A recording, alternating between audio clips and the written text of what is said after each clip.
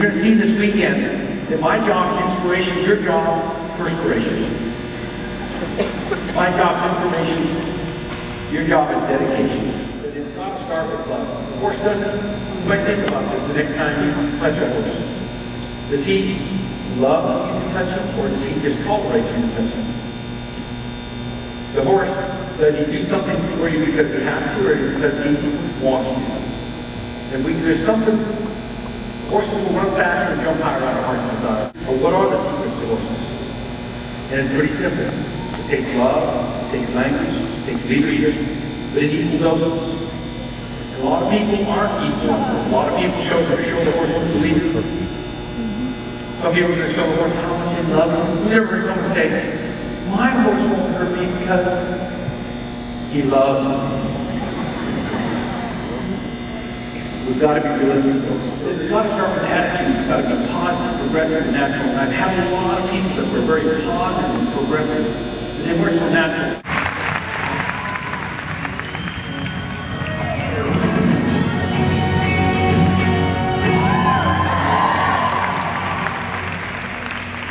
I just take my reins in my legs and just move a little bit. I want my horse confident, and then I want him sensitive. I want him to feel everything that I do. Realize that it's not get them desensitized to where nothing scares me anymore. I have been through all this stuff already. So now I'm going to go to Walmart and be plugged in. 25 cents a ride. When your horse gets afraid, you need to be like Clint Eastwood. Remember Clint Eastwood? Make my day. Right? You cannot, when your horse gets afraid, he goes, oh, you can't be make my day. We've got to teach our horses to follow our suggestions. One of the easiest ways to do it is to do something he knows from birth. And that is, take a long body and teach him to move away from it. But his mother did have a longer body than him. And she took her neck and her body and she moved that foal around. So we can take our horses and get them to where they can follow that suggestion, follow the random. We can start asking our horses to be nicer than that. But if you just make them do it, and just make them follow the feel, and make them move with the stick, pretty soon they'll just wait and make you do it. Just as easy. This is, raise your hand if you know somebody whose horse doesn't back up this good. Then they've got a problem, and they don't know.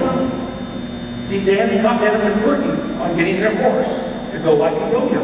Can you see how horses are born skeptics, cowards, claustrophobics, panic-holics by nature in various degrees? That's all she is. She's just skeptical. She's not confident in herself. So this is where I've learned 3 things about bonding. Like every chance that I get, an opportunity I get to that little bond moment right there. And then the obedience, every chance I get for the obedience, I take that too. But the brilliance comes from when she puts her heart into it. I got to ride with one of the greatest jumping horse coaches of our time, named Jimmy Williams. And he used to say, we had to throw our hearts over the jump so the horse was.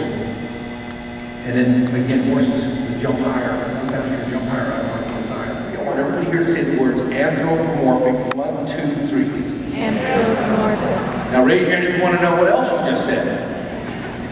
Okay, anthropomorphic means that we humans put human value into animals' actions. And we put human thoughts and values into animals' actions. And this is something that's very, very common. And it's even a kind of derivative of that is to think that horses, because like I said yesterday, that most people are good with dogs, might not be good with horses because they start to think about treating horses, motivating them, or rewarding them like they would a dog. Right? And the secret is to really think about how can we cause our idea to become their idea. We have to understand their idea first. But it's our nature to want to micromanage things. It's our nature. When the horse comes up to the wall, we go like this, we go, watch out! You ever think about horses, if you turn them loose, and they're just running around, and the horse is running, and all of a sudden he's running, and he sees a wall, and he goes, "Somebody turn me! Oh no, I'm gonna..." Right? The horse is out in the pasture, he's just gonna...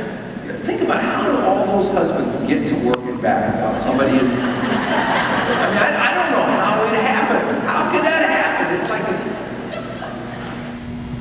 Now here's a little filter for you.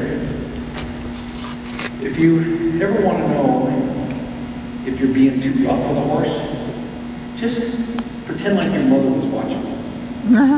Who's ever seen somebody do something with a horse that if their mother was watching, their mother would be ashamed of what they were doing? You've ever seen that? Yeah. All right, here's another thing. What if this horse's mother was watching today? Would she be having a smile on her face and going, that's right, Spook, you're doing good.